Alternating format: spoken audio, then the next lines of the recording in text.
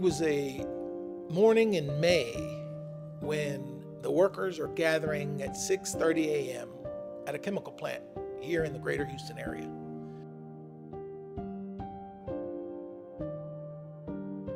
The Kuraray facility in Pasadena, Texas was going through what's called a turnaround. A turnaround is a process at a chemical plant where the process is shut down for annual maintenance. During a turnaround, crews, typically contractors, do maintenance work, and after the turnaround is done, the plant has to be started up again, which is called the startup. It is known in the industry that the shutdown and the startup are the two of the most dangerous times at a chemical plant, especially if proper process safety controls are not followed. Unfortunately, the interests of the workers were not put in first place. Safety was not put in first place. What happened was operations and profit was put in first place.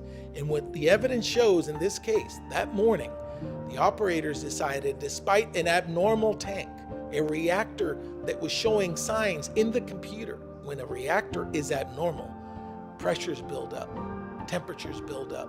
The reactor now is in danger of an explosion or a release. After the release, while the welding work was going on, the vapor cloud, this ethylene cloud, found an ignition source, which was a group of contractor welders working at the ground level. This resulted in a large, uncontrolled vapor cloud explosion that engulfed many contractors who were on site working on that reactor unit. Our clients that were in the close proximity of the fire and had to jump scaffoldings, had to run away, had to escape. And the injuries that followed were from burns to broken bones to severe physical and, of course, emotional injuries. What we've learned from experience in these cases is that these explosions happen due to process safety failures that could relate to decades-old equipment, outdated safety devices, outdated pressure monitors and sensors, safety devices that could have prevented these types of explosions. In the chemical plant industry, there is always going to be blame to go around, but the law under the process safety management regulations puts specific duties on the plant owner and the chemical plant operator.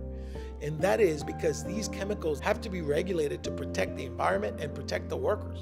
So even though the company always wants to blame other contractors and even the workers that are injured themselves, they have a duty and responsibility under the law of the United States to make sure that those chemicals that are highly dangerous and flammable and explosive remain in the pipes and in the vessels and in the tanks. We were able to prove through experts and engineers and the law that there is a violation to the law, and they have to protect those workers.